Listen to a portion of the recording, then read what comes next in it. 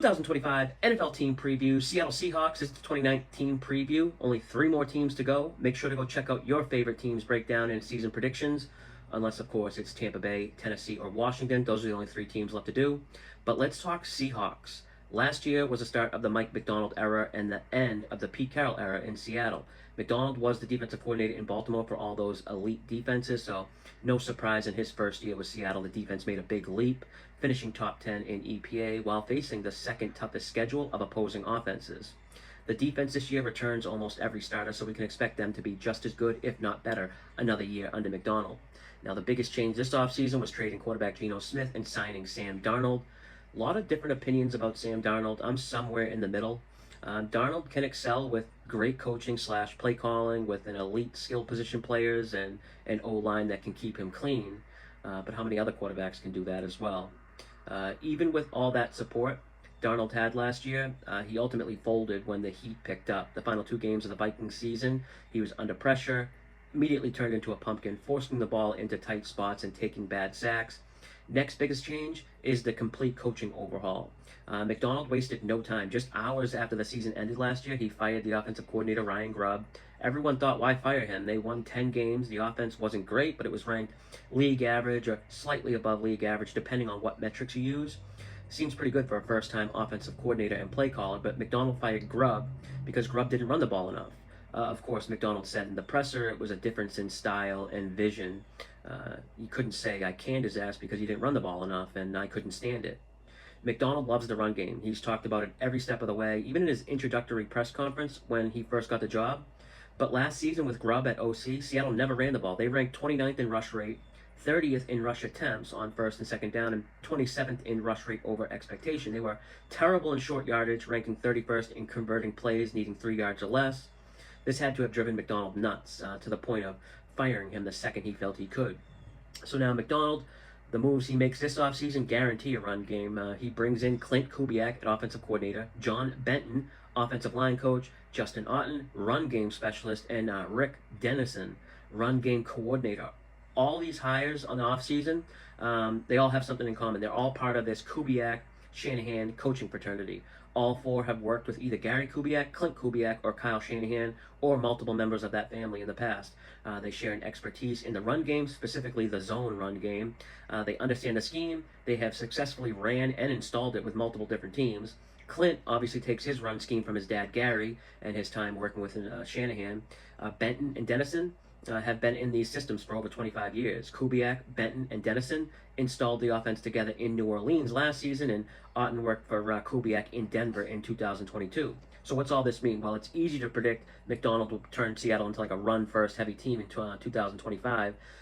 He hired 4 coaches, all from a specific scheme and run-first background, and he basically created a new position on his staff of run game specialist to focus exclusively on the run game.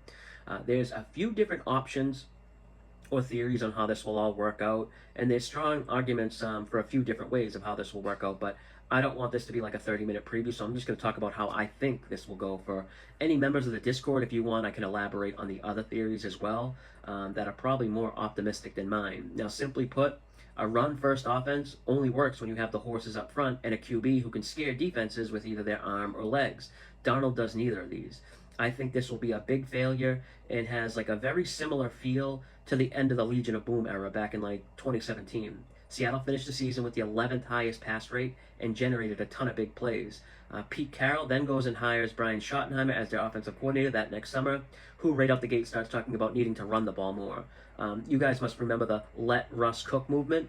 This started because the Seahawks ran the ball so much. That 2018 Seattle team led the league in run rate. They did make the playoffs, but they constantly played in tight, one-score games all year.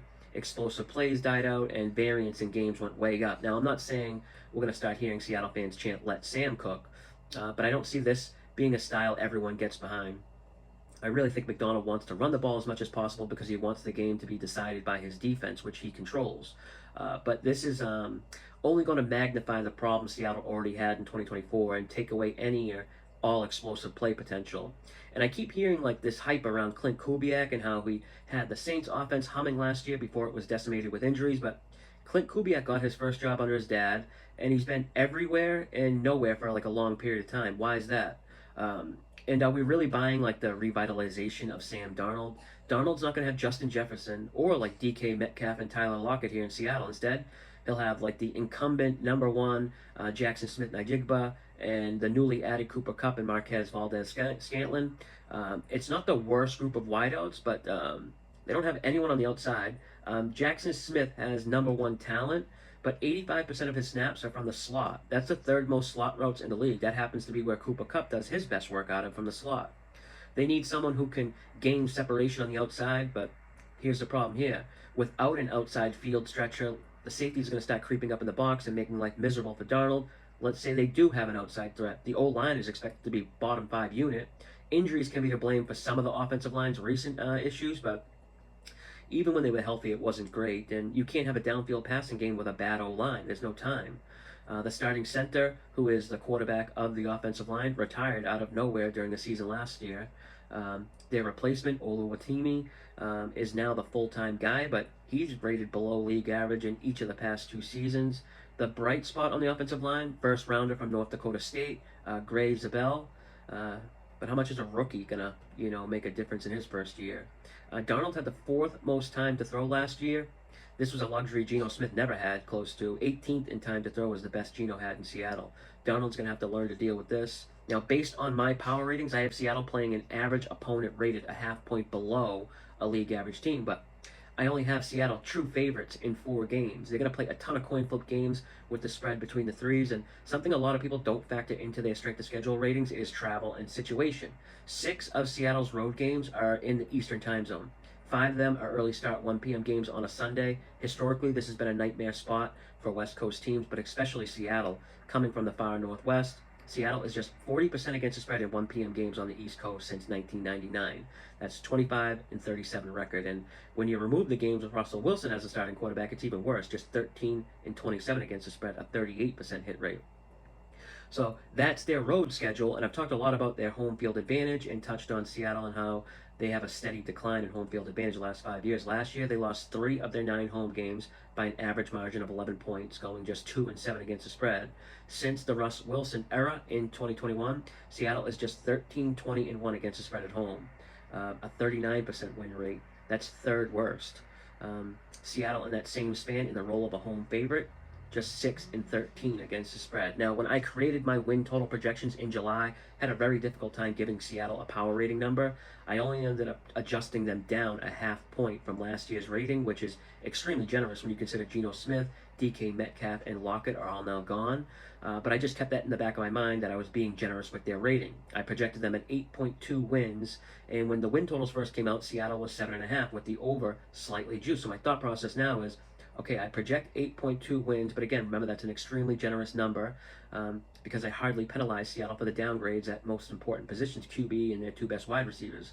So in reality, my 8.2 projections for wins is probably closer to like 7.5. So no bet on over or under 7.5. But a few weeks after the win totals were released, the sportsbook start adjusting Seattle up to 8.5. Now I have a decision to make because now even with my rating on Seattle being very generous, it still falls under 8.5.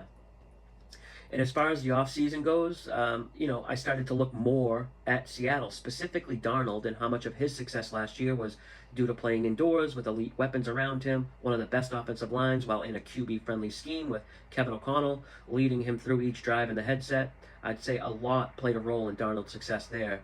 And I'd probably be much higher on Seattle if we knew Jalen Milroe would get some starts this season. I think he eventually will, just not sure when or how that comes about. And I really like McDonald as a head coach. I bet him to win Coach of the Year last season. They did win 10 games, but missing the playoffs left him out of that conversation. And when you look closer to Seattle last year, they greatly overachieved. Based on the blended 4th quarter win probability that I'm not going to explain what means, I've already done it in several videos, Seattle played closer to an 8-win team. Seattle went 2-6 against playoff teams, and those only 2 wins came against Rams backups on the season finale, and then against Bo Nix in his pro debut. Seattle won 2 games while having less than a 35% win probability to start the 4th quarter. The Colts were the only other team in the league to have 2 wins with a win probability of 35 or less. I just can't see the upside here, or with a downgrade everywhere on offense, an O-line that was terrible and basically went untouched this offseason. Skill position players are worse. No outside wide receiver capable of separation. You know, Darnold was like the point guard in Minnesota last year. This year, he's going to need to be like the playmaker. And, you know, this is when he's at his worst, forcing too many throws, holding onto the ball too long. Defense will be a top 10 unit. And let's just say they'll be a top 5 unit. I don't think it's going to be enough to carry this team, especially in such a tough division. I think Seattle's the odd man out here in the clear bottom of the NFC West division and a 7-win team. I have bets on under 8.5 wins and under 8 wins. 9 wins just seems too high for the worst team in the NFC West. All right, we can cross off Seattle's team preview.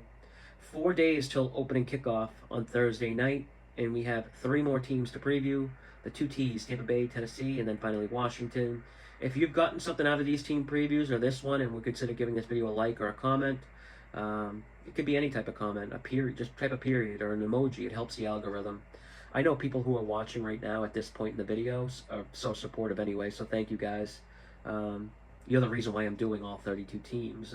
Probably would have stopped by now, but that's it for this one. Tampa Bay Bucks up next. Until then, good luck with your bets.